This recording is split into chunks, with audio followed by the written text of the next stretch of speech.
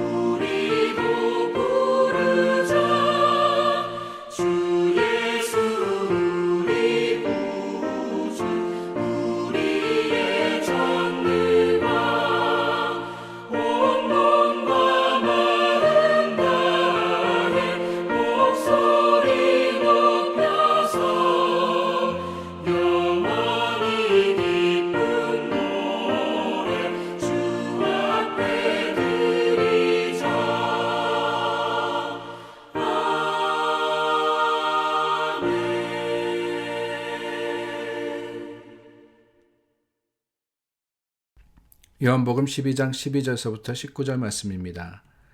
그 이튿날에는 명절에 온 큰 무리가 예수께서 예루살렘으로 오신다는 것을 듣고 종려나무 가지를 가지고 맞으러 나가 외치되 호산나 찬송하리로다 주의 이름으로 오시느니 곧 이스라엘의 왕이시여 하더라.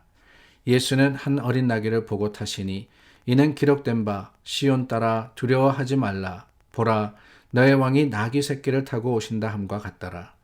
제자들은 처음에 이 일을 깨닫지 못하였다가 예수께서 영광을 얻으신 후에야 이것이 예수께 대하여 기록된 것임과 사람들이 예수께 이같이 한 것임이 생각났더라. 나사로를 무덤에서 불러내어 죽은 자 가운데서 살리실 때에 함께 있던 무리가 증언한지라. 이에 무리가 예수를 맞음은 이 표적 행하심을 들었음이러라. 바리새인들이 서로 말하되 볼지어다 너희 하는 일이 쓸데없다 보라 온 세상이 그를 따르는도다 하니라. 우리가 너무나도 잘 알고 있는 예루살렘 성에 입성하신 예수님의 모습, 또 사건입니다. 이튿날 명절이라 그랬는데 우리 어제 본문에서 보면은 예수님께서 6월절 엿새 전에라고 요한복음 12장이 시작을 하고 있습니다. 요한복음에는 분명하게 예수님께서 이 6월절마다 하신 일들을 기록을 하고 있는데 그 세 번째 6월절, 그러니까 우리가 예수님의 공생애를 이야기하면서 공생애 3년이라고 이야기하죠.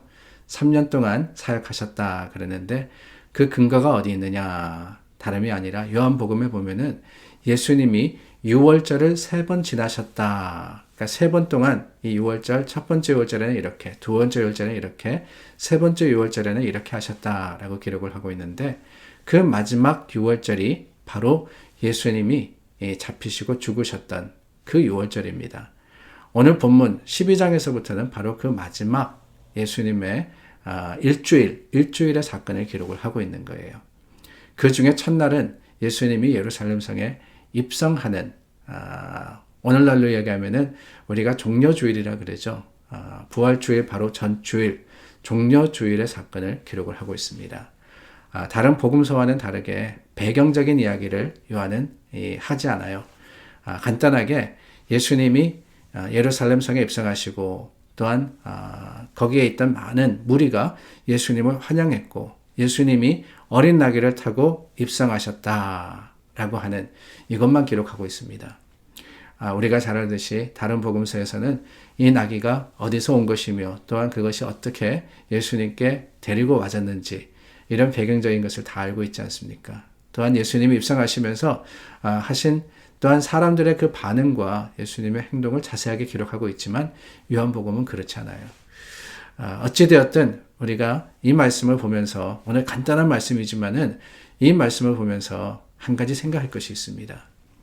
다름이 아니라 저는 이 종려주일의 사건을 기억할 때마다 항상 그런 그 임프레션을 받아요. 뭐냐 다름이 아니라 좀 뭔가 어색하다라는 그런 생각입니다. 여러분 마음에 한번 그려보시기를 바랍니다. 예수님께서 제자들과 함께 예루살렘 성에 입성하시는 물론 그런 그림을 그린 그 상황을 그린 여러 가지 명화가 있기 때문에 우리가 마음에 잘 그려질 것 같아요. 예수님이 들어오시는데 사람들은 종려가지를 흔들면서 예수님을 환영합니다. 소리칩니다. 호산나 다윗의 자손이여 찬송합니다. 그런데 이게 조금 어색한 게 왜 그러느냐. 그 입성하시는 예수님께서 타고 계신 게 뭐냐. 어린 나귀라고 되어 있다는 거예요. 어린 나귀. 개성하는데, 입성하는데 예수님께서 영광 중에 분명히 호산나 찬송하고 소리 지르고 하는데 이스라엘의 왕이시여 그러지 않습니까? 근데 왕으로서 성에 들어가는데 그 예수님이 타신 것이 어린 낙이라니. 우리가 하도 그 명화의 그림들을 많이 봐가지고 어색하지 않게 생각해서 그렇지 사실은 가만히 보면은 굉장히 엉뚱한 사건이 아닐 수가 없습니다. 입성하는 왕에 탄 짐승이 말이 아니라 마차가 아니라 왕이라니. 아니 어린 낙이라니. 생뚱맞기가 그지없는 거예요. 물론 우리는 그 이유를 알고 있습니다.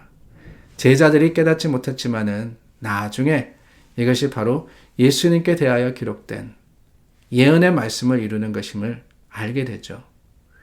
예수님의 삶과 행동이 그랬습니다. 예수님은요, 말씀대로의 삶을 살았어요. 구약의 모든 그 예언을 이루는 삶을 사셨습니다. 예루살렘 성의 입성도 그렇습니다. 예수님은 말씀대로 어린 나귀에 탔는데 제자들은 그 의미를 알지 못했고 거기 있던 사람들도 이상하게 생각했을 거예요. 왜 어린 낙일까? 왜 어린 낙일까? 갈라졌겠죠. 환영하는 사람이 있는가 하면은 의심하는 사람들도 있었습니다. 예수님을 믿은 사람이 있는가 하면은 믿지 않았던 사람도 있었습니다. 오늘 말씀해 보니까 예수님의 행하신 것을 듣고는 많은 무리들이 예수님을 환영했지만 또한 어떤 사람들, 바리새인이라고 구체적으로 되어 있습니다. 이 사람들은 쓸데없다.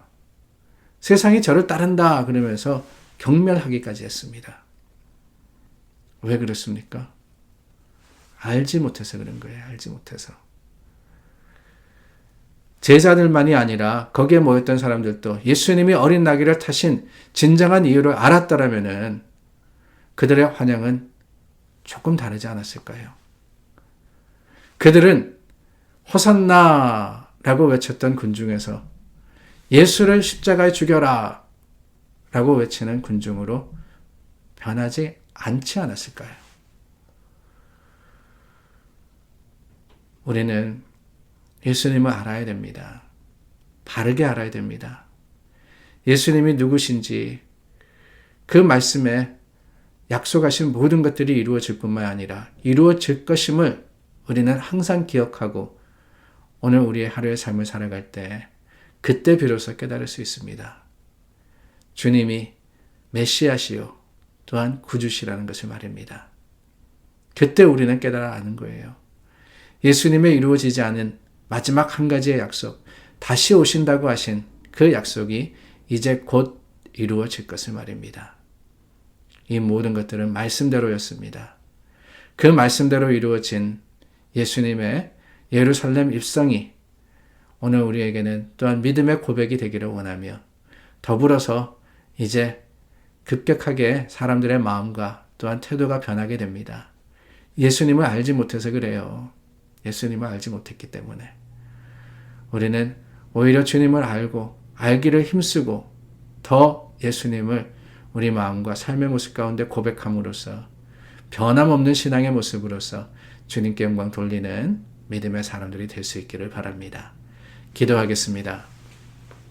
좋으신 하나님, 이 땅에 오신 예수님은 말씀을 이루고자 어린 나귀를 타고 예루살렘 성에 들어가셨습니다. 오늘 그 예수님을 기억하며 우리 삶에 들어오시는 예수님, 그 예수님을 어떻게 환영할 것인지를 기억하며 생각하는 자들이 되게 하여 주시고 주님 참으로 말씀을 알므로 그 말씀을 선포하는 것을 믿고 의지하는 오늘 하루의 삶을 살 수 있도록 도와주시옵소서. 예수 그리스도 이름으로 기도드립니다. 아멘. 이번 한 주도 우리 가운데 살아 역사하신 하나님, 그 은혜를 기억하며 감사하며 또한 서로를 위해서 중보하는 우리가 될 수 있기를 바랍니다.